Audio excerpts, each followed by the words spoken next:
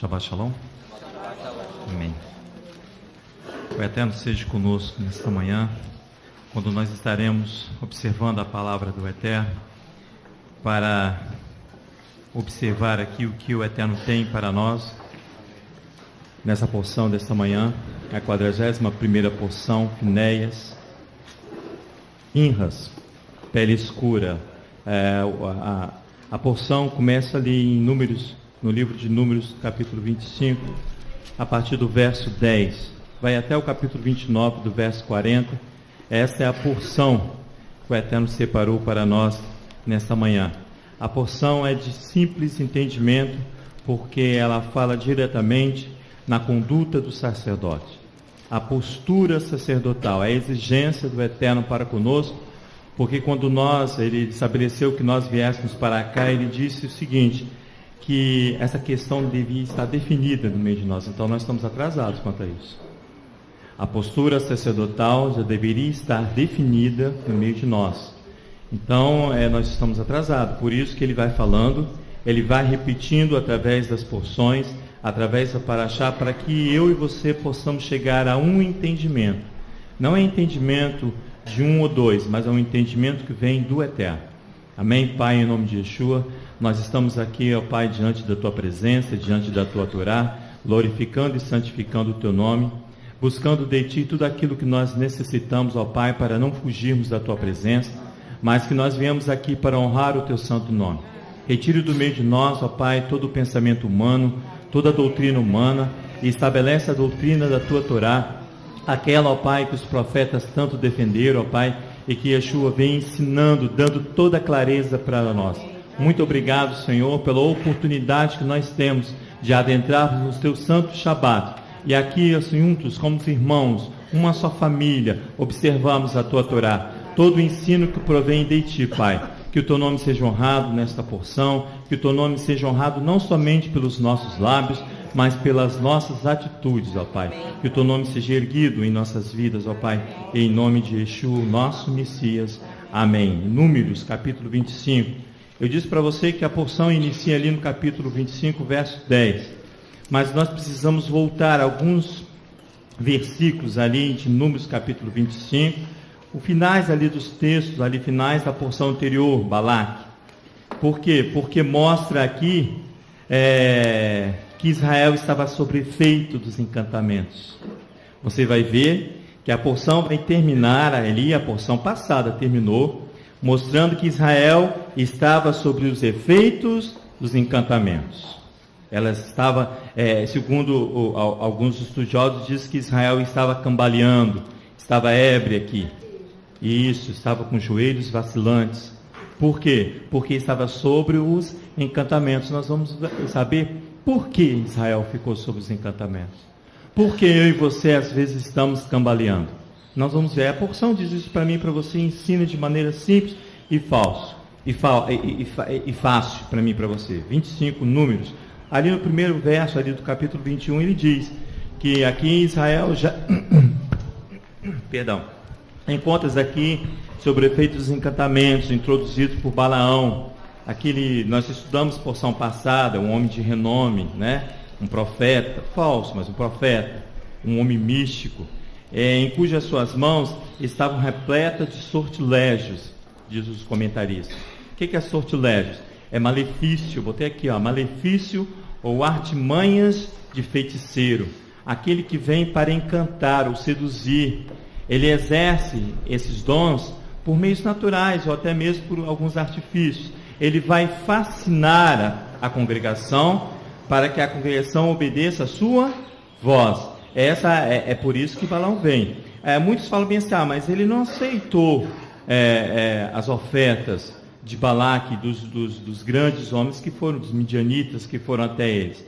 Mas não, ele aceitou sim. No seu coração ele aceitou.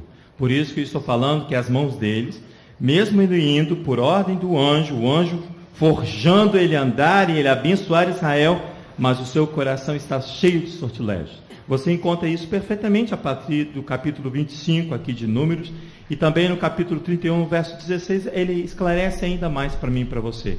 Então Balaão estava cheio. Isso trata de uma questão de um adivinho. É Balaão, ele é um adivinho. O que é um adivinho? É aquele que no hebraico é Menahesh.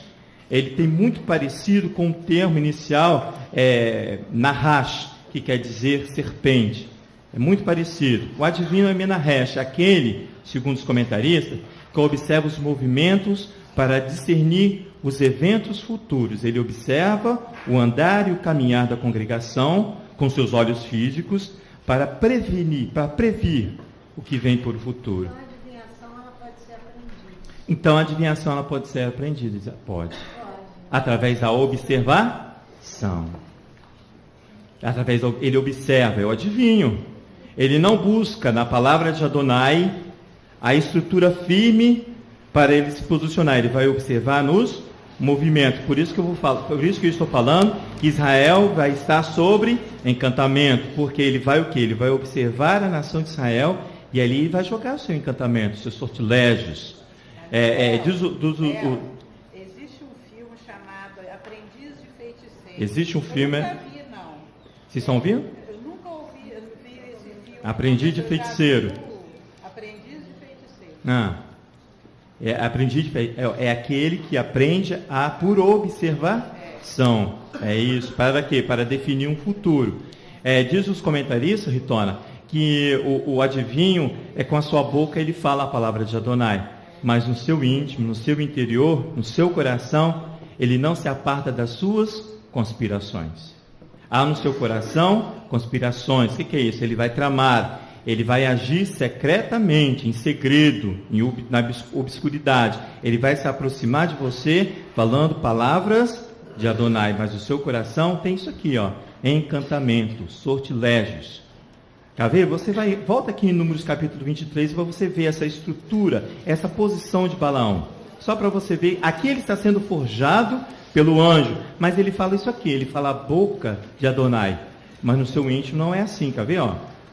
Olha o 23, capítulo 23, o verso 23, para você observar, ele diz aqui, não é encantamento contra Jacó, ele mesmo está falando, mas ele fala a palavra de Adonai, ele fala aqui, não há encantamentos contra Jacó, nem adivinhação contra Israel. Agora será dito de Jacó e de Israel: que coisas Elohim tem feito? Diz a palavra. Não há adivinhação em Jacó, não há sortilégios em Israel, diz a palavra. Agora será dito Jacó, e a Israel El o obrou. Ele fala o dito de El, ele fala palavras de Adonai, mas no seu coração há conspirações. Com os servos de Adonai não é assim, irmãos. Com os profetas verdadeiros não é assim. Não é assim.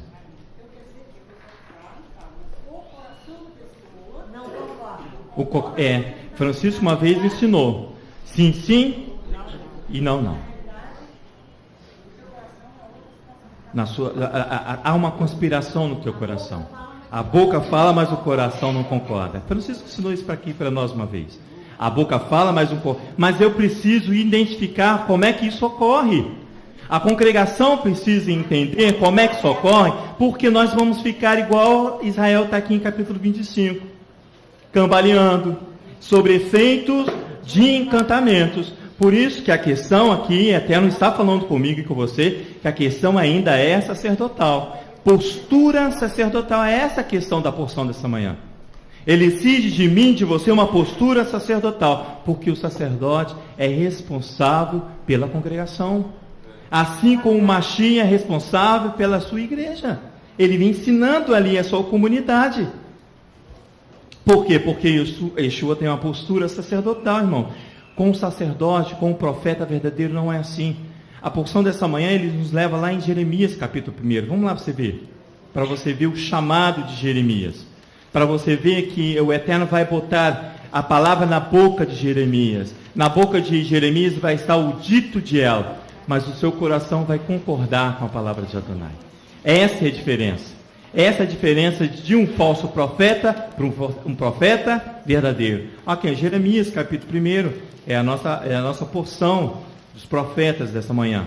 Eu vou começar a ler do capítulo 1, capítulo 1, verso 4. Diz assim, vem a minha palavra do Eterno dizendo: antes que eu te formasse, no ventre te conheci. Ele é escolhido por Adonai. E antes que saísses da madre, te santifiquei. As nações te dei por profeta. Então disse eu: eterno Elohim, não sei falar, não passo de uma criança, diz ele. Ó, o verso 7, mas o Eterno me diz: não digas, não passo de uma criança. Onde quer que eu te enviar, irás, e tudo que te mandar, dirás. Não temas diante deles, pois eu sou contigo, para te livrar, diz o Eterno. Então estendeu o Eterno a sua mão, tocou na boca de quem? Do profeta. O profeta agora vai ditar os ditos de Adonai. Ele vai dizer aquilo que Adonai colocar na boca dele. Mas o seu coração será um com ele, porque ele fala bem aqui, ele fala bem assim, olha, não os teme. É diferente de Balaão, irmãos.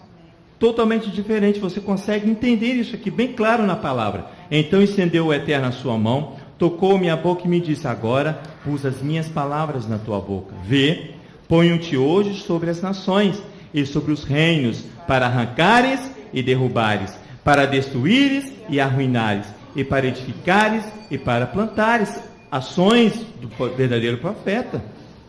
Ao verso 11. Vem a minha palavra do Eterno, e o que vê Jeremias? Ele agora conhece a enxergar, porque a palavra já está na sua boca. E eu respondi: vejo uma amendoeira, disse-me o Eterno. Veste bem, pois eu velo sobre a minha palavra, para que ela se cumpra. Esse é o dito de El na boca do verdadeiro profeta. É assim que ele vai tratar, é assim que ele trata com os servos de Adonai. Por quê? Porque Israel deixou de ser seduzidas, irmãos. Vamos lá, volta lá em Números 25. Porque Israel deixou de ser seduzidas pelos encantamentos. Porque eu e você podemos ser seduzidos e sofrer com os encantamentos. Sabe por quê? Devido à má conduta e devido ao desvio de função do sacerdote. Devido à má conduta e o desvio de funções do sacerdote. Quando eu entendi isso, o Eterno me levou lá nos filhos de Eli. Você vai ver ali que a questão dos filhos de Eli era com o altar do sacrifício. A questão dos... irmãos, é muito mais sério do que eu posso imaginar. É muito mais sério do que a minha cabeça pequena pode alcançar. Muito mais. Eu vou pedir desculpa a vocês, quero que vocês vão lá em 1 Samuel agora. Depois põe o seu dedo aí, marca aí, depois a gente vai voltar. O Eterno me levou a 1 Samuel, cujo desvio aqui estava um desprezo. Segundo os comentaristas, aqui era crime, não era só desprezo, era um crime. Aqui, o altar do sacrifício. Deixa eu ir lá. 1 Samuel, no capítulo 2. Você vai ver os crimes ali acometidos pelos filhos de Eli. Eram sacerdotes, irmãos. Não falei com você que a questão é toda sacerdotal? Ali no verso, capítulo... Eu estou no segundo, peraí. 1 Samuel, capítulo 2, verso 12. Isso. Impiedade dos filhos de Eli, ou os crimes de filhos de Eli. Olha, diz assim, eram os filhos de Eli, filhos de Belial, filho maus, está vendo? De homem mau. Não conheciam ao Eterno, ele não conseguiu, ele não percebia as ordens de Adonai. Eles vão infringir aqui os mandamentos, os estatutos e os preceitos. Todos eles vão infringir aqui, Não conheciam o Eterno por experiência. Exatamente. Eles não conheciam o Eterno por experiência. Aqui, ó o verso 13. Ora, o costume desses sacerdotes para com o povo, era costume deles, era oferecendo a alguém um sacrifício, estando se cozendo a carne, vinha o moço do sacerdote com um garfo de 3 dentes na mão. Metiam na caldeira, ou na panela, ou no caldeirão, ou na marmita, e tudo que o garfo tirava, o sacerdote tomava para si. Ao desprezo ao sacrifício oferecido no altar. Você está vendo?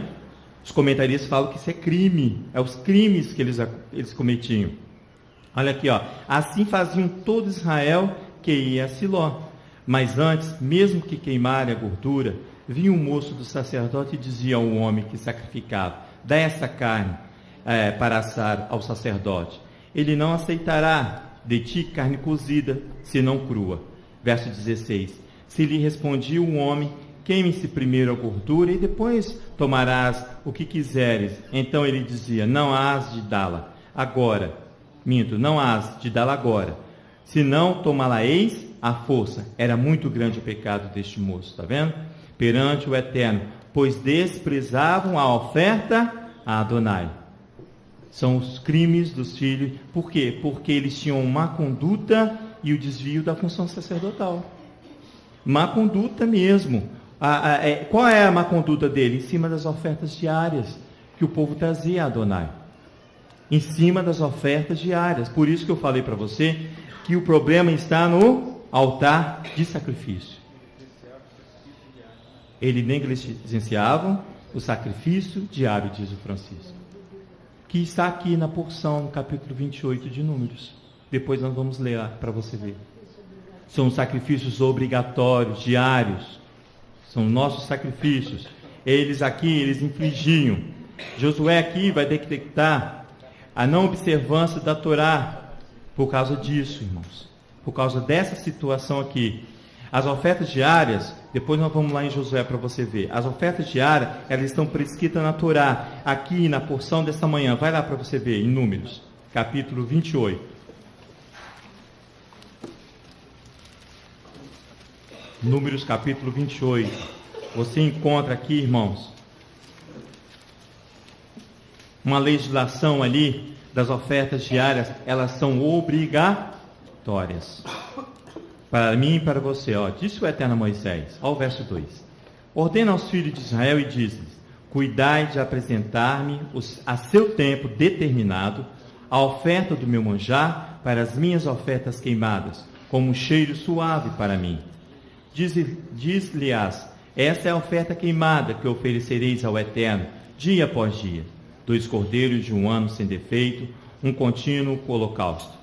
Verso 4: um cordeiro sacrificarás pela manhã, e outro cordeiro sacrificarás no crepúsculo, está vendo?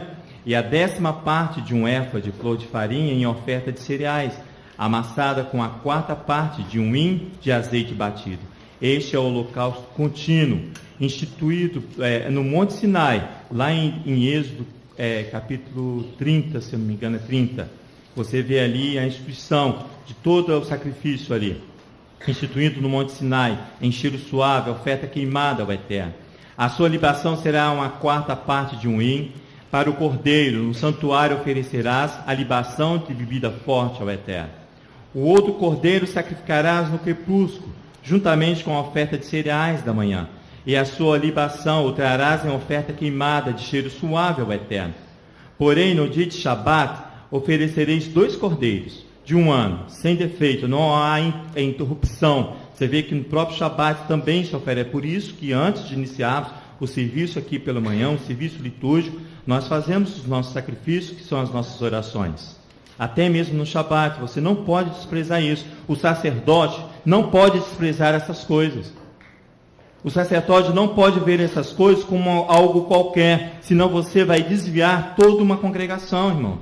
Aqui, porém, verso 9: no dia de Shabat oferecereis 2 cordeiros de 1 ano, sem defeito, e 2/10 de um éfa de flor de farinha amassada com azeite, em oferta de cereais, com a sua libação. É o holocausto de todos os sábados, além do holocausto contínuo e a sua libação.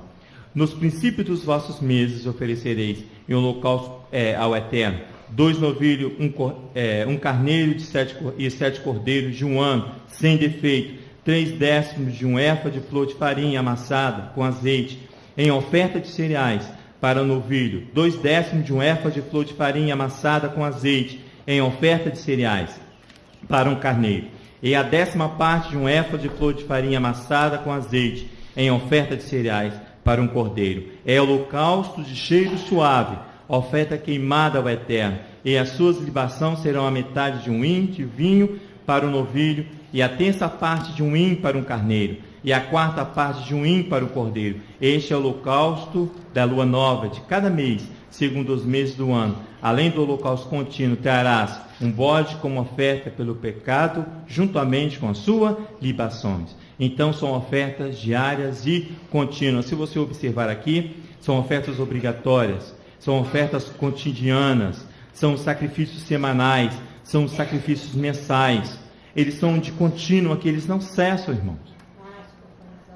Depois ele começa, aqui ó, os sacrifícios, que são os sacrifícios anuais, que são obrigatórios, que são as festas, são Páscoa, Pentecostes, pães asmos. Ele vem falando das festas da trombeta, o dia da expiação, a festa dos tabernáculos. São ofertas anuais, mas isso não cessa as ofertas diárias. Estatutos, vamos falar isso? Estatutos, são estatutos, exato. Estatutos perpétuos. É isso aqui que os filhos de Eli estavam desviando toda uma congregação. Estava desprezando toda uma congregação, porque ele desprezava as ofertas diárias. Irmãos, Josué, vai lá no capítulo 22 para você ver. Ele detecta a não observância da Torá, quer ver? Vai comigo, Josué. Eu falei em Números 25, nem entrei lá ainda, né? Mas nós vamos lá.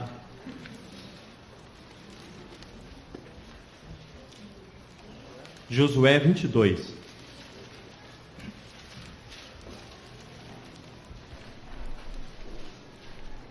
Aqui, ó.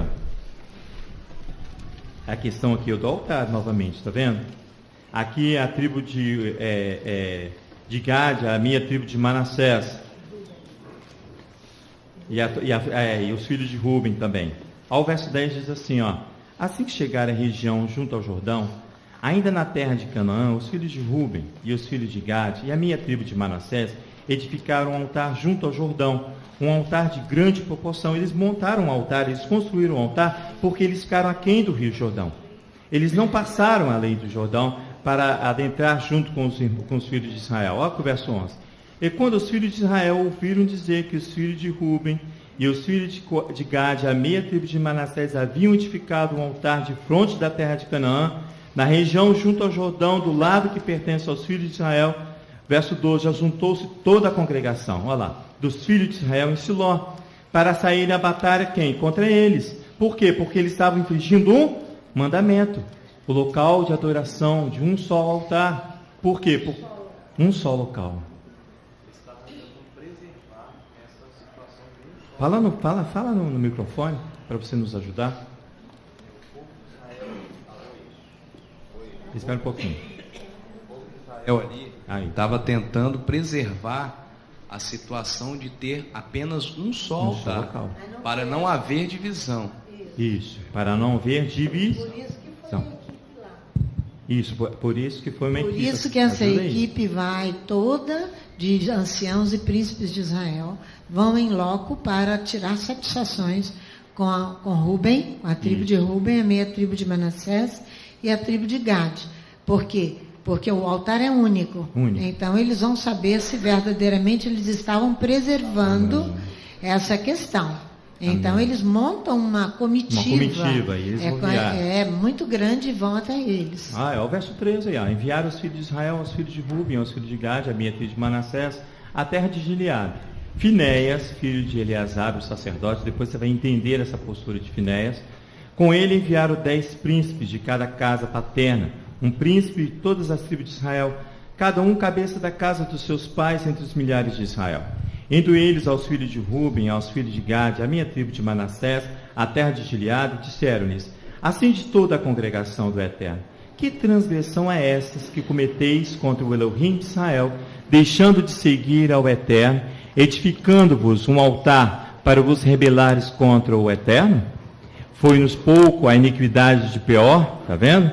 Que é o caso ali de Números capítulo 25, do qual até hoje não estamos ainda purificados, porque o pecado foi muito grande. A transgressão ali, Israel estava ainda cambaleando quando isso tudo aconteceu, apesar de termos havido praga na congregação do Eterno, para que hoje quereis abandonar o Eterno, rebelando-vos hoje contra o Eterno, amanhã ele se irará contra toda a congregação de Israel.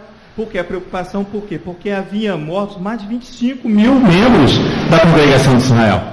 Então essa comitiva sabia que essa ação ia estimular a ira de Adonai. Então ele vai preservar, é isso que o Roberto falou, verso 19. Se porém a vossa possessão é imunda, passai-vos para a terra da possessão do Eterno, onde habita o tabernáculo do Eterno, e tomai possessão entre nós.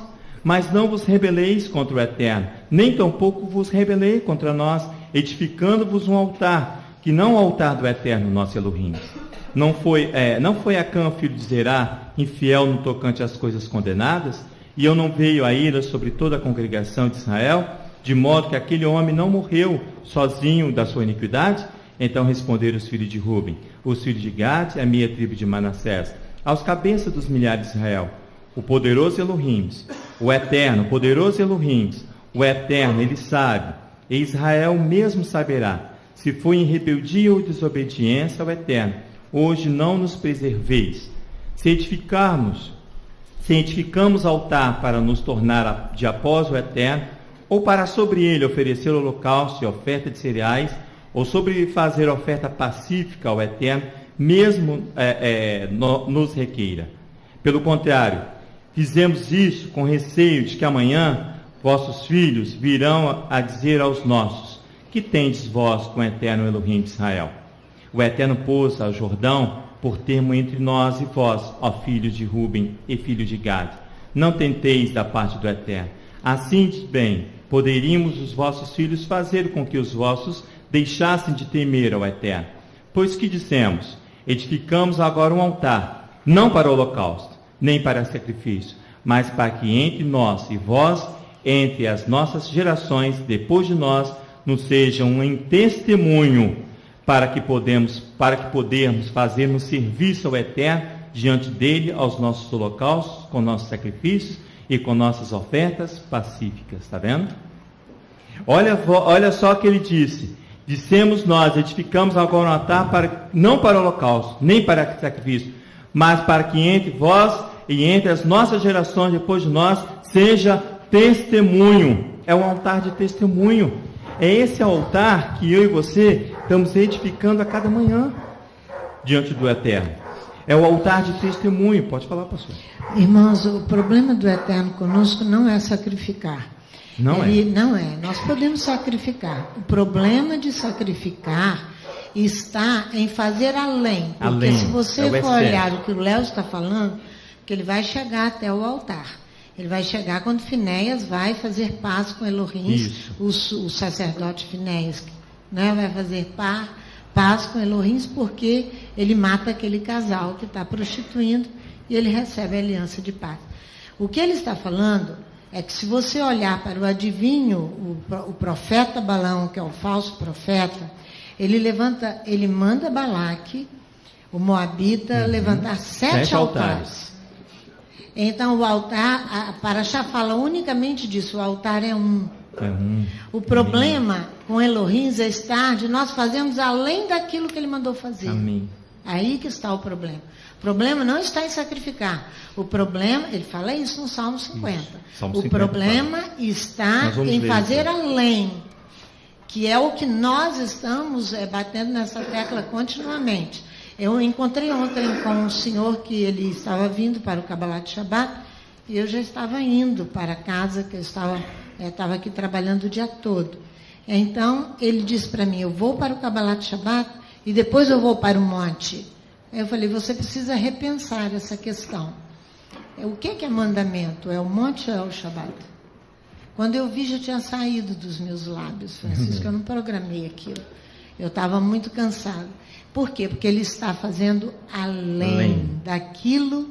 O problema não é sacrificar. Isso. O problema é fazer além. E tudo aquilo que nós fazemos além, nós ferimos o eterno. Porque o altar está em Jerusalém. Tem que ser dentro do modelo que você já programou, já nos ensinou aí. Números capítulo 28. Deuteronômio capítulo 12 também. Vem ensinando ali. O além se torna desprezível. Isso. Você ir além se torna desprezível para Elohim. Ele não te mandou, ele quer obediência e não sacrifício. Amém. Os próprios rabis hoje concordam com essa fala que a pastora acabou de falar. Por quê? Porque aqui eles estão preocupados, no verso 27, de fazer um serviço a Adonai. O serviço a Adonai é um serviço religioso diário, a oferta diária, que em hebraico é avodá. Esse serviço diário, essa oferta diária, o sacrifício diário que se fazia no templo, o serviço era para toda a comunidade de Israel, para todos. Hoje nós fazemos esse serviço para toda a comunidade da BEIC, para a casa de oração. Esse serviço, irmãos, a qual eles estabelecem aqui, eles falam aqui em Josué no capítulo 22, os rabinos dizem que esse serviço inclui a leitura da Torá, hoje, a leitura dos salmos e os cantos de exaltação ao Eterno. Elohim vem ao nosso coração ainda completa com as leituras dos profetas e também de Yeshua, ali da Brit Hadashah. Esse serviço aqui, irmãos, ele foi dividido por um homem chamado Gamaliel II, patriarca da Judéia, dos judeus da Judéia. O que ele observa, pastor? Ele observa que na terceira década ali, depois da destruição do último templo, ele viu que Israel estava pranteando de luto constantemente. Pranteando em luto constantemente. 3 décadas depois da queda, da destruição do último templo, terceiro templo. 3 décadas depois, Israel havia ainda totalmente abatida, de luto, porque não podiam exercer os sacrifícios. Porque não podiam exercer os sacrifícios diários. Aí ele vem, vai compilar o sacrifício em porções de orações. Esse é o Rabban Gamaliel II, patriarca dos judeus da Judéia. Ele queria, com isso, aliviar o luto da nação de Israel. Mas você vai observar que os profetas já alertam que não é assim que você vai aliviar o luto.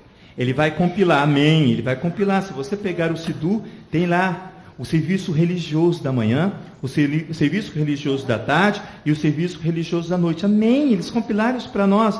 Ele diz assim, o serviço da manhã é o Shaharit, o da tarde é o Minhá e da noite é o Arvit. É uma divisão que ocorreu nesse período, por esse Rabban Gamaliel, esse tetrarca, esse patriarca, melhor, dos judeus, para aliviar esse luto, esse peso em cima da nação de Israel.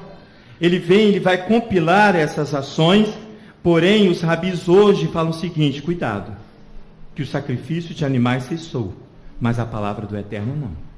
Por quê?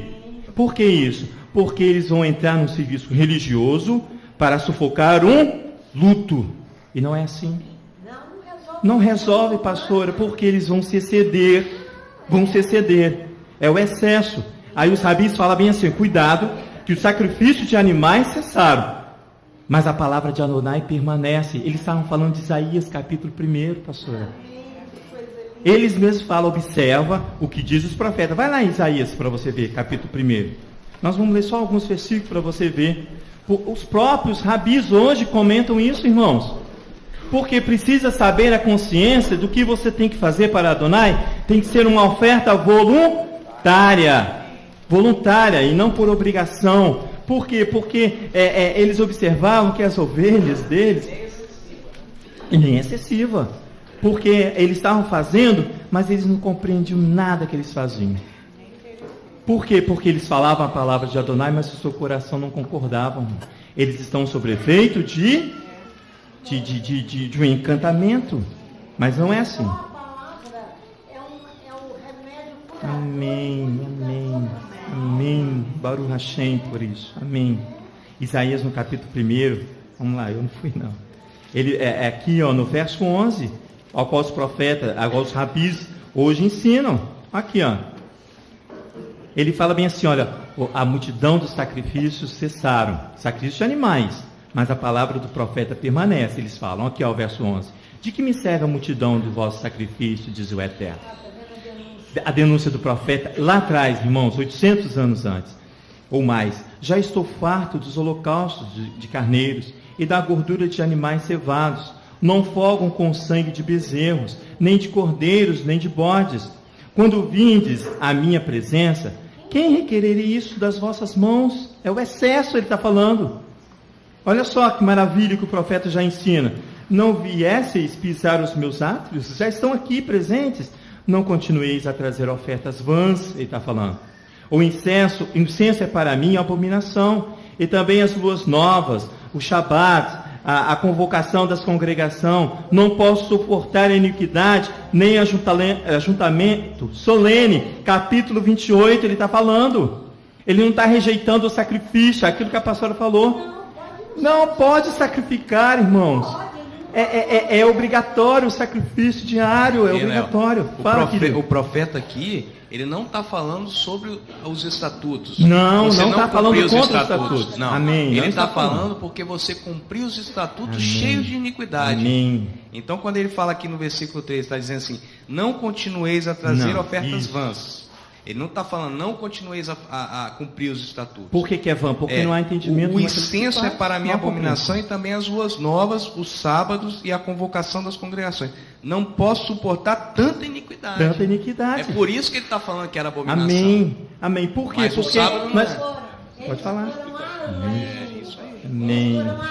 Eles foram além. É isso que o profeta que está Esse além envolve a tradição. Amém. Esse além envolve o legalismo. Ir além. Como mesmo o movimento cristão foi além. E a tradição cristã e a tradição judaica foi além. Aí o sacrifício se torna para Elohim insuportável. E não que ele tenha abolido os holocaustos. Não, de jeito nenhum. Não que ele tenha abolido o erguido, né? Não, de jeito nenhum. O hebraico é o erguido.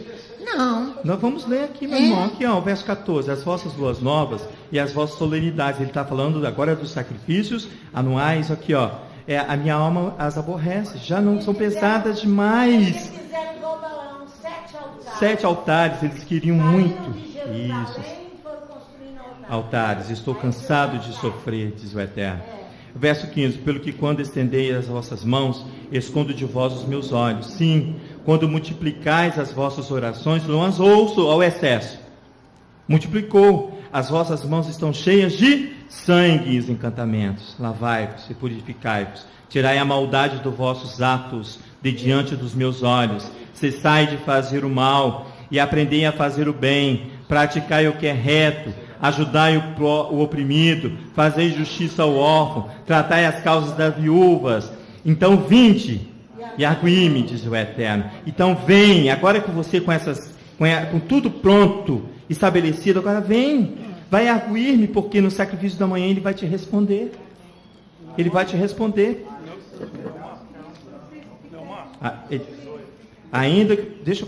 Deixa eu só terminar de ler. Ainda que seus pecados sejam como a escarlata, eles se tornarão branco como a neve. Pode falar, irmão. Verso 14, sobre as luas novas. Explicasse um pouquinho sobre isso. As luas novas? As luas novas eram um sacrifício na cabeça do mês. Todo início do mês, de cada virada do mês, também se sacrificava. Isso não tirava a obrigação do sacrifício diário. É isso que ele está falando. O calendário judaico é lunar. É lunar o calendário judaico. Bem lembrado aqui pelo Francisco. Léo. Amém. Eu acho que o contexto que você está falando se encaixa ali no que Yeshua corrige os anciãos de Israel em Marcos capítulo 7, de 6 a 13. Eu acho que é a mesma censura que ele faz. A mesma censura que Yeshua faz em Marcos no capítulo 7, de 6 a 13. 6, vamos lá. 7, de 6 a 13. Espera aí, irmãos. Maravilha, é isso mesmo, irmão. Marcos. Inclusive fala de Isaías, que é o mesmo texto que você citou em Isaías capítulo 1. Ele fala Marcos 7, de 6 a 13. É o Mashiach. 7 de 6. Amém, irmãos? Diz assim, ó, verso 7, 6. Respondeu-lhe Yeshua: bem profetizou Isaías a respeito de vós, hipócritas, como está escrito: este povo honra-me com lábios, mas o coração está longe de mim. Não há concordância, perfeito. Em vão, porém, me adoram, ensinando doutrinas que são preceitos de homem, deixando o mandamento de Elohim. Guardai a tradição dos homens, como lavar dos jarros e dos copos, e muitas outras coisas semelhantes a essas.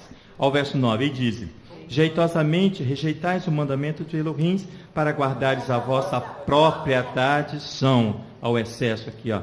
Pois Moisés disse: honra o teu pai e tua mãe, e quem maldizer a seu pai ou a sua mãe, seja punido de morte. Vós, porém, dizeis: se alguém dizer a seu pai e sua mãe: aquilo que podereis aproveitar de mim é corbã, isto é, a oferta ao Eterno. Nada mais lhe deixareis fazer por seu pai ou por sua mãe. Invalidais assim a palavra de Adonai, pela vossa própria tradição que vós mesmos transmitistes, e fazeis muitas coisas semelhantes a essas. Interessante, ô Leonardo? Interessante que essa concepção que eu trago aqui para vocês é uma concepção rabínica. Os próprios rabinos chegam a essa própria concepção de que há um excesso. Por isso que ele vem, por isso que ele vem e fala assim, olha, amém, o Sidu está aí, amém, vamos orar, o Sidu está aí. Mas há aqui, irmãos, um excesso muito grande, que você temos que ter cuidado, que o profeta Isaías fala. Você tem que vir com os seus sacrifícios voluntários, diários. O excesso é para esconder o que está verdadeiramente no coração. Amém, ele diz assim que o excesso é para cobertar o que há no teu coração. Esses altares, na verdade, amém, são altares construídos no coração do homem. É, por isso que o nós homem oramos todo constrói de manhã. seus altares. Amém. Aí o que acontece? Faz emergir aquela palavra de Provérbios que diz assim, se há algo que deve se guardar, guarda o seu coração, pois delas amém, procedem as saídas da vida. Amém, amém. Agora vamos lá, verdadeiramente vamos lá em Números, capítulo 25. Vamos aí a porção da manhã, que diz aqui em Número capítulo 25, você vai ver aqui, que Israel vai vivenciar os efeitos dos encantamentos. Como? Ele vai transgredir os mandamentos, os testemunhos, os estatutos. Aqui, 25 primeiro, ainda é a finalização da porção anterior aqui, esse capítulo.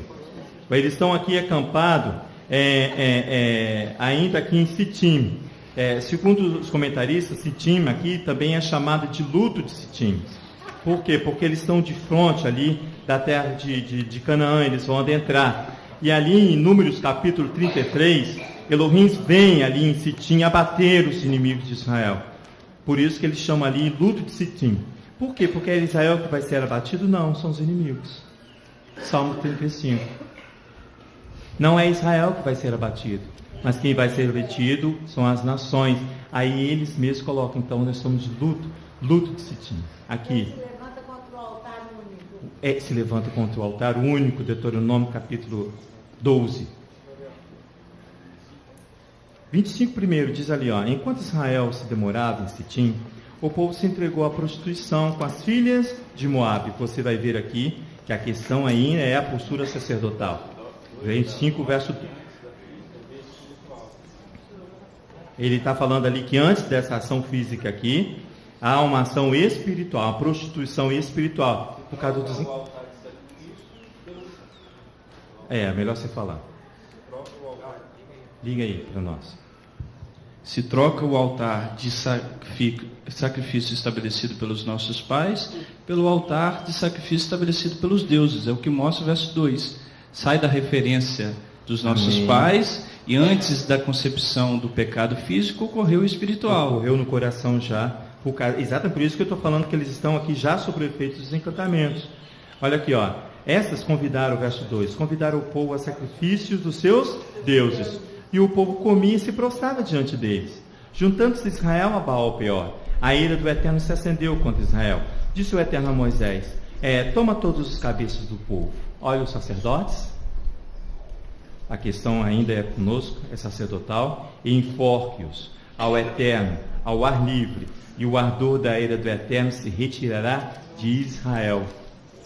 A ira se retira com a ação sacerdotal. Assim diz Moisés. Verso 5, ao juízo de Israel, cada um mate aquele dos seus homens que aderiram a Baal-Peor, está vendo? Então chegou um homem dos filhos de Israel, aí você vai entrar já na porção, trouxe os seus irmãos, o midianita, perante os olhos de Moisés, e toda a congregação dos filhos de Israel, enquanto eles choraram diante da tenda da congregação, no original diz, enquanto eles choraram na abertura da tenda da congregação, eles estavam em serviço. Eles choravam por causa da grande transgressão que havia no meio deles. Eles estavam de luto. Amém, pastor. Eles choravam, Roberto, diante da tenda, na abertura da leitura das porções semanais. Ali, eles estavam chorando de luto. Por quê? Porque já havia ocorrido a grande transgressão no coração dos homens. A questão é sacerdotal aqui, vindo ele. Você queria falar, irmão? Não, o que eu queria lembrar era a questão de de que quando Balaão se levantou para Balaque pediu para Balaão amaldiçoar o povo, sim, Balaão não pôde amaldiçoar o povo, né? Então, jeitosamente, ele deu uma outra estratégia para fazer Israel errar e pecar, sim, levantar outros altares. Sim, sim. Não é verdade? Ele já eu estou falando assim, levou Israel a pecar, constituindo outro altar, que era o altar que o Francisco falou da prostituição. Da prostituição, né? Então, essa passagem que o Leonardo Reuter colocou aqui de Marcos 7, Yeshua fala justamente isso. Sim. Jeitosamente rejeitais os mandamentos de Elohim e fazeis inserir outros mandamentos para que. Então não é que a tradução, não é que a tradição dos nossos pais são inteiramente erradas, não. Mas Paulo elas fazem, elas são, às vezes elas são excessivas, isso. Elas são excessivas, por exemplo, criar 2.000 mandamentos sobre o Shabat. Isso é excesso. Isso é excesso e leva o homem à morte, não leva o homem à vida. Amém. É isso que a Paraxá vai levar esses homens à morte, porque a questão aqui é sacerdotal mesmo. Então, Léo, essa condição de se levantarem homens para jeitosamente tentar introduzir em nosso meio artifícios para constituirmos outros altares. E nós devemos vigiar isso. Excessivamente. Amém. Aí vai se levantar um homem aqui, ao qual essa porção tem o seu nome. Ao verso 7. Vendo Finéias, filho de Eleazar, filho de Arão, sacerdote, levantou-se do meio da congregação, tomou uma lança, seguiu o israelita até a tenda e lá transpassou pelo vento o homem israelita e a mulher, e cessou a praga que feria os filhos de Israel. O que morreram da praga foram 24.000. Então disse o Eterno a Moisés, aqui começa a porção, Finéias, filho de Eleazar, filho de Arão, o sacerdote, desviou a minha ira de sobre os filhos de Israel, pois foi tomado de zelo por mim no meio deles. Por isso, o meu zelo não consumi os filhos de Israel.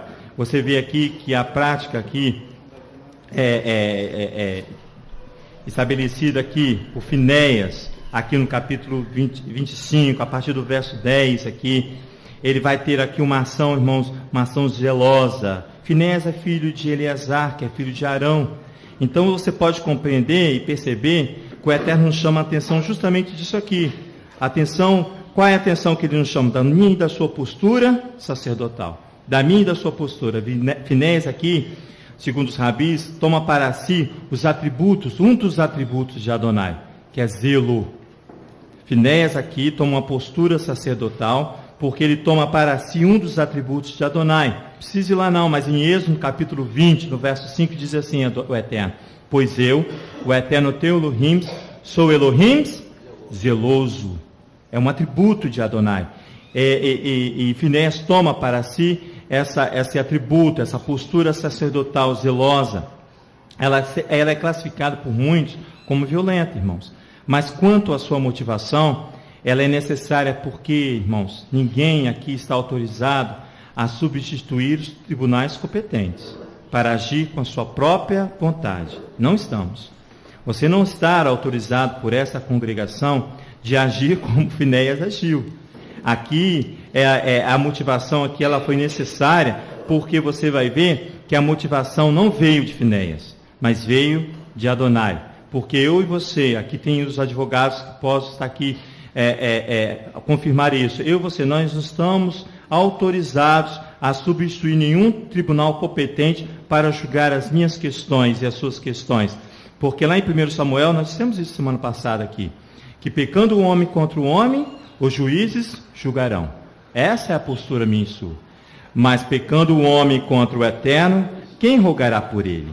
É essa questão aqui de Finéias. Pecando o homem contra o homem, eu vou ao tribunal, contrato o Roberto e ele vai comigo. Agora, pecando eu contra Adonai, quem é? Quem vai rogar? Quem vai interceder por mim? Quem é que vai interceder por mim? Porque a Torá não dá base, irmãos, para tal ato, não dá. Porém, Elohim vai tornar legítimo aqui, devido à gravidade da situação, porque Israel estava cambaleante aqui. Uma nação inteira foi desviada. Uma nação inteira. 24 vidas já haviam sido mortas. Porque a Torá não dá base para isso. Porque havia muito além de 24 mil, diz os comentaristas. Diante desse fato, ele vai legitimar a ação de Finéias.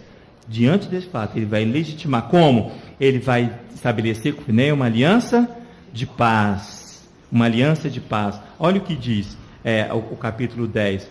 O verso 3 diz assim: Adonai fala a Moisés e diz: Pinha, Ben Eleazar. Eu estou lendo na versão próxima ao original.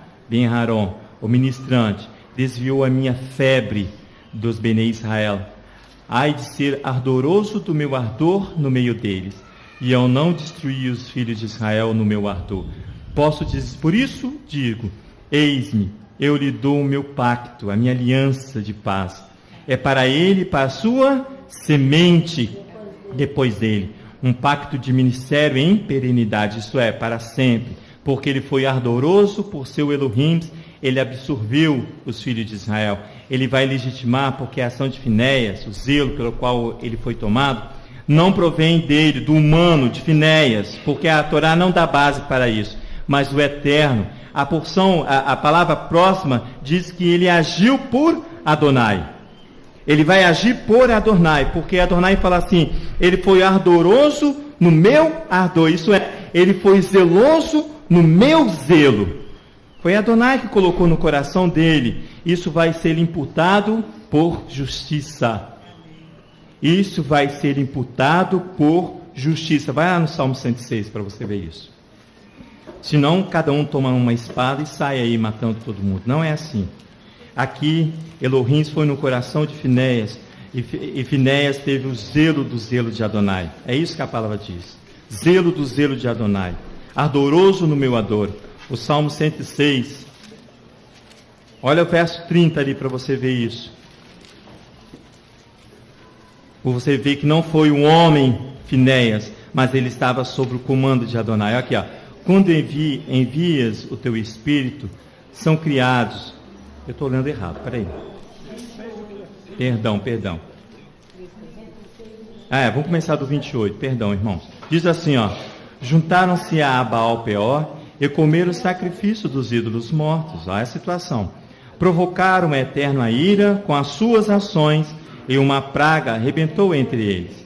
Mas se levantou Finéias e executou o juízo, cessou aquela praga. Isso lhe foi imputado por retidão, justiça, de geração em geração, para sempre. Finéias aqui, irmãos, recebe de Adonai uma aliança de paz, que é também uma prerrogativa sacerdotal. Qual é a prerrogativa sacerdotal aqui? Anunciar a paz, levar a paz. Essa é a aliança que ele vai receber como prerrogativa sacerdotal, é anunciar a paz. Diante da sua postura de zelo, ele vai estabelecer a moral contida na Torá e vai garantir o sacerdote perpétuo, não só para ele, mas para toda a sua gerações. A postura de zelo ali é pela moral contida na Torá, diz os rabis, pela moral contida na Torá. Por quê? Porque com essa ação ele vai acessar a ira de Elohim e ainda por cima vai absorver os filhos de Israel. É a ação sacerdotal que ele toma. Saneamento, uma limpeza ali sacerdotal, uma limpeza que ele vai fazer ali no seio da comunidade de Israel. Por isso o profeta Isaías identifica o Mashiach como o príncipe da paz, por causa da posição sacerdotal. Por isso que Isaías identifica, por causa dos zelos de Elohim, por causa do zelo. O castigo, diz Isaías, que nos traz a paz, estava sobre ele, sobre o Mashiach. E pelas suas pisaduras fomos sarados. Por causa da ação de levar a paz. Você vai ver que o conceito de paz, ele vai agredir o conceito de paz estabelecido na palavra de Adonai, ele vai agredir o meu e o seu conceito comum. Porque o seu conceito de paz e o meu conceito de paz é a ausência de guerra. O meu conceito e o seu conceito de paz é estar sem tribulação. É que isso que você vê por aí, pela mídia, você tem que estar tranquilo. numa paz espiritual. Essa é a paz que o mundo vende, que Yeshua assim, eu vos dou a minha paz, mas não essa paz. Depois nós vamos ver o texto para você ver que maravilha o Mashiach, a postura sacerdotal de Yeshua, para que eu e você possamos agir de forma semelhante, irmãos. Essa é a chamada da atenção do Espírito para mim e para você. Vai lá em Romanos capítulo 5 para você ver que como o conceito de paz vai de contra o meu conceito. Paulo ensina aqui, ó, em Romanos capítulo 5. Vamos lá em Romanos. Sandro gosta de Romanos. Ah, mas isso é disso. Esse conceito de paz que o mundo tem é o conceito budista, né? Amém. Fala aí no microfone. Esse conceito de paz, foi isso, Leonardo, que você entrou com aquela resposta bem científica também, que ele estava compartilhando comigo hoje. É por causa do conceito de paz, todo zen que as pessoas têm, todo budista, místico, da yoga, dessas coisas. Isso. Esse não é o conceito da Torá e nem bíblico. Não, essa paz aí é momentânea. Isso. Quando você para de pensar no yoga aí, você volta para as mesmas situações. Amém, Léo. Aí você cai na realidade. Aí você vai cair numa situação que muitos aí estão, a própria comunidade machista está, chamada depressão. Isso. Aí você chega a uma situação radical, né? Olha aqui que Romano que...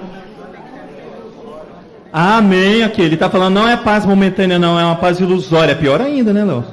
É pior ainda. Amém. Olha aqui, Romanos. Aqui Paulo vai ensinar aqui. Não, Romanos 5, perdão, de 1 a 11 nós vamos ler. Paulo vai identificar aqui essa prerrogativa do Mashiach. Você vai ver que no verso 3 aqui, ele vai contradizer o conceito de paz. Aqui, ó. Paulo é um mestre, irmão. Olha só. Ele aqui está ensinando a Romanos, aqui, ó. Sendo, pois, justificado pela fé, temos paz com Elohim. Está vendo a paz aqui? Romanos 5, verso 1. Isso. Por meio do nosso Senhor, Adoni, Yeshua HaMashiach. Verso 2, mediante quem obtivemos entrada pela fé, e a esta graça na qual estamos firmes, e nos gloriamos na esperança da glória de Elohim. Não somente isso, mas também nos gloriamos aonde? Nas tribulações. Ele diz que nós estamos na paz do Mashiach, e ele fala aqui no verso 3, nós somente isso, mas também nos gloriamos nas tribulações. Então, o conceito de paz aí, seu começa a ser quebrado. Isso, vamos desmontar, irmãos, o conceito de paz que o mundo colocou no meu e no seu coração, sabendo que a tribulação, irmãos, produz, sabe o quê? Perseverança, ensino de Paulo, e a perseverança é experiência, e a experiência é esperança. Isso aqui os filhos de Eli não tinham experiência, e experiência é esperança. Ora, a esperança não traz confusão, porque o amor de Elohim está derramado em nossos corações pelo Espírito Santo que nos foi dado. Porque o Mashiach, estando nós ainda fracos, com os joelhos vacilantes, morreu ao seu tempo pelos ímpios. Dificilmente morrerá alguém por um justo, embora alguém possa se animar a morrer pelo bom. Mas Elohim prova o seu amor para conosco, em que o Mashiach morreu por nós, sendo nós ainda pecadores. Logo, muito mais agora, sendo justificado pelo seu sangue, seremos por ele salvos da ira. Ó, a ação sacerdotal do Mashiach. Pois se nós, quando éramos inimigos, fomos reconciliados com Elohim pela morte do seu filho, muito mais estando já reconciliados, seremos salvos pela sua vida. Não somente isso, mas também nos gloriamos em Elohim, por nosso Senhor Yeshua HaMashiach, por intermédio de quem agora alcançamos o que? Reconciliação. Por quê? Porque ele é o mensageiro da paz. Isaías fala que ele é o príncipe. O príncipe é uma autoridade, irmãos, abaixo do rei. Príncipe da paz é ele, é o Mashiach. É paz, é maravilhoso. Não, o amor, amém. A pastora falou assim que o amor não é leviano. Então vamos lá em Mateus capítulo 10. Não penseis que eu venho trazer a paz. Eu não venho trazer a paz, diz Mashiach. Eu não venho trazer, como é que é? Uma paz ilusória, entorpecente, qual você e toda a comunidade fica ébria. Mateus capítulo 10. a Brit Hadashah vai nos ensinar, e Yeshua nos ensina aqui em Mateus capítulo 10, que ele não vem trazer a paz à terra, mas eu venho trazer a espada. Deixa eu ver se eu posso... É 34, mas eu queria... vamos ler aqui, irmãos. Só um minutinho. A verdade é que a nossa concepção humana das coisas são deterioradas, são deturpadas, né? Melhor falando assim. É verdade. Porque, veja bem, quando você fala em paz, você acha que essa paz é ilusória, essa paz que tudo está bem na sua vida, né? Você só tem que agradecer, né? Isso. Aí você não aceita as tribulações, que são as tribulações que te fazem levar ao conhecimento, ter experiência. Ter uma experiência. Vem com a tribulação, com choro, com pranto. Com pranto. Não é verdade? Com revolta. Aí você fala assim, não, eu não quero viver numa situação de luto. Porque luto é algo horrível aos nossos olhos. Isso. Mas a palavra diz que é na casa onde está o luto que há conhecimento. Amém. Entendeu? Então Amém. a nossa visão sobre as coisas são deturpadas. A glória a Deus. Nós queremos estar numa condição boa. Isso. Mas muitas vezes é aquela outra condição que nos traz a realidade espiritual da coisa. Amém. Nós vamos ver daqui a pouco o conceito de paz. Aí, Léo, justifica a guerra lá em Israel com os povos que lá. Não entendi isso que você falou? Justifica toda aquela guerra lá do Israel com os palestinos. Isso, aquela guerra ali exatamente Salmo capítulo 2. Depois você lê para você ver. Os reis da terra se levantando contra Israel, contra Elohim, o seu ungido. Mas você vai... Quebremos as suas algemas. São os estatutos. O Salmo 2 ele fala, quebremos os seus mandamentos, né? Isso. Não, as suas algemas. As algemas são os mandamentos, estatutos e testemunho. Ele vem com artimanha, é isso aí. É isso aí, quebremos, nós não queremos. Não queremos, é isso mesmo, amém. Olha o verso 34 de Mateus 10. Não penseis que vim trazer a paz, diz o Mashiach, à terra. Não vim trazer paz, mas espada. Pois eu vim trazer divisão entre o homem e seu pai, entre a filha e a sua mãe, entre a nora e a sua sogra. Que coisa linda, né? Assim os inimigos do homem serão os seus próprios familiares. Quem ama o pai e a mãe mais do que a mim, não é digno de mim. Quem ama o filho ou a filha mais do que a mim, não é digno de mim. E quem não toma a sua cruz e não vem após mim, não é digno de mim. Quem achar a sua vida, perdê-la. Quem achar a sua paz ilusória, perdê-la. E quem perder a sua vida por minha causa, achá-la. Quem vos recebe a mim, recebe a quem me recebe aquele que me enviou. Ao verso 41, quem recebe um profeta na qualidade de um profeta como Isaías, na postura de Isaías, na postura de Jeremias, receberá galardão de profeta. E quem recebe um justo na qualidade de justo, receberá o galardão de justo. E quem der de beber ainda que seja um copo d'água fria, a um desses pequeninos, por ser meu discípulo, em verdade vos digo, que de modo algum perderá o seu galardão. A paz do Mashiach não é a paz que eu e vocês estamos acostumados a receber, irmãos, a entender. A paz aqui, em hebraico, é shalom. Esse que você dá ao seu irmão sempre. Shabbat shalom, irmão. Shalom. Não é isso que você fala quando você encontra com o irmão? Olha o que você está desejando para ele. O versículo 34, ele quer que eu repita. Não penseis que vim trazer a paz à terra. Não vim trazer paz, mas espada, que é a palavra de Adonai. Que penetra na divisão da alma e do espírito e corta os excessos. Amém. Entendeu? Você vai, muito bem, muito bem. Você vai entender agora, junto comigo, por que ele traz a espada. Porque o conceito de paz é outro. É shalom. Olha só, o conceito aqui é amplo, eu não tenho aqui. Mas na sua essência, irmãos, quando você deseja o shalom ao outro, segundo os rabis, aqueles rabis sérios, aqueles que estudam a palavra, que estão sujeitos ao eterno, ele diz assim, que traz a sua essência acender no coração do outro, e estimular no coração do outro, é isso que ele está querendo falar. Trazer no coração do outro, do homem, aquele ao qual você deseja paz, a moral contida nos mandamentos. Quando eu desejo a paz para a senhora, eu estou estimulando a senhora a reacender no teu coração a moral estabelecida na Torá, nos mandamentos, nos testemunhos, nos estatutos. Isso se chama, segundo eles, prosperidade em conhecer a vontade de Adonai. É por isso que ele fala aqui, ó, eu não vou trazer a paz, essa paz que o mundo tem aí para me dar. Eu vim trazer a espada, porque a espada é a palavra de Adonai, são os mandamentos, são os testemunhos, são os estatutos que ele estabeleceu. Irmãos, nossos sábios diz que Shalom, paz, ela deve ser proliferada a partir de indivíduo, a partir do indivíduo único, um ser único do indivíduo dentro do seu seio familiar. Não falei que a nossa questão ainda é sacerdotal?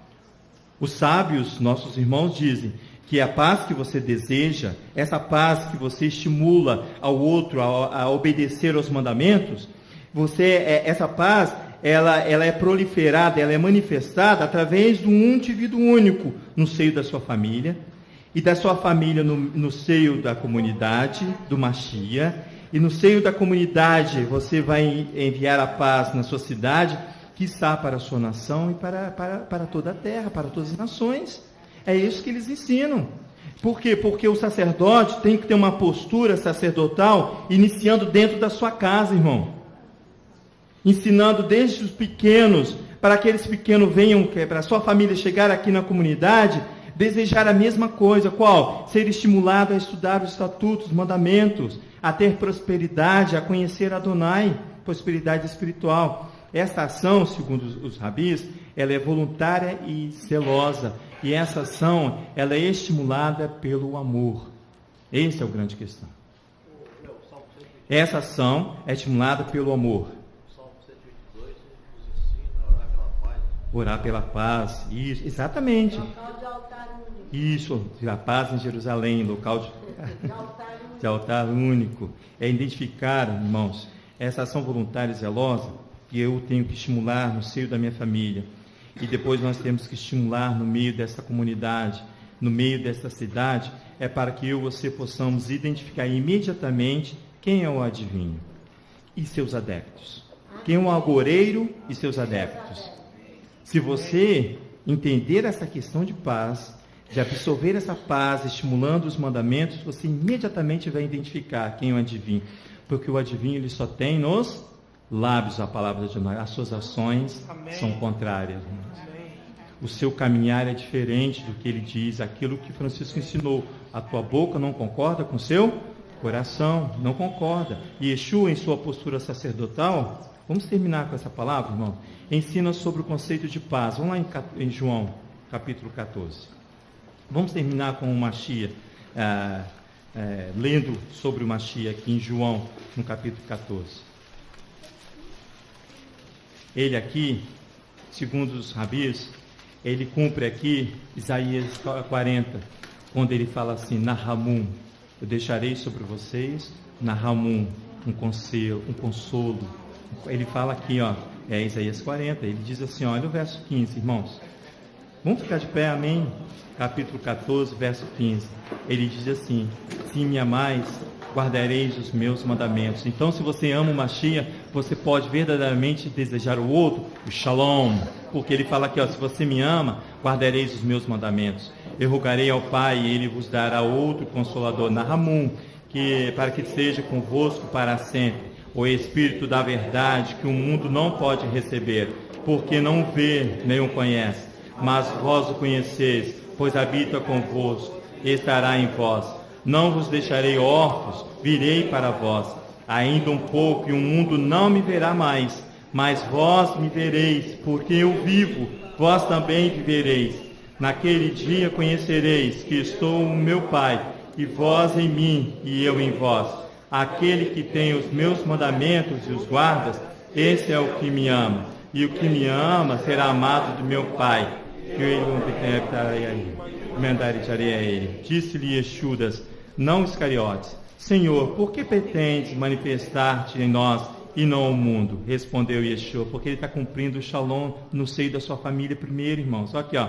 Se alguém me amar, guardará a minha palavra. Meu Pai o amará e viveremos para ele, e nele faremos morada.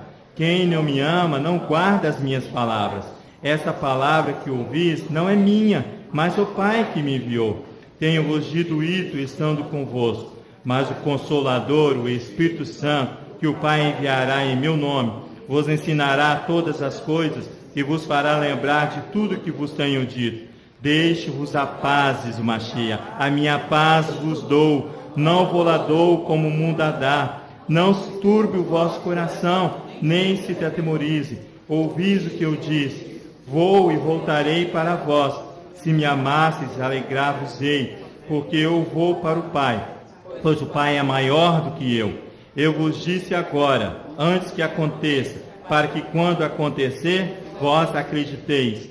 Já não farei muito convosco, pois se aproxima o príncipe deste mundo, o adivinho, o agoreiro, ele está falando. Para você ficar esperto, irmão, para eu ficar esperto. Ele nada tem de mim, o agoreiro. O adivinhador não tem nada do Mashiach, mas é para que o mundo saiba que eu amo o Pai e que faço como o Pai me ordenou. Levantai-vos, vamos daqui, vamos para Jerusalém. Pai, em nome de Yeshua, nós queremos glorificar e santificar o Teu nome. Quando o Senhor aos poucos vai dando, Senhor Deus, a porção da Tua palavra, para que nós possamos nos manter de pé, vivos diante da Tua presença. Continue a nos nutrir, Senhor Deus, com todo o alimento necessário, para que nós não venhamos fugir da Tua presença, mas que nós possamos assumir verdadeiramente a nossa postura sacerdotal, não só no meio dessa comunidade, mas também em nossa casa, em nosso lar, ó Pai, e aonde nós estivermos, ó Pai, quando nós formos identificados como servos Teus, ó Pai. E o Teu nome assim seja glorificado a toda essa nação.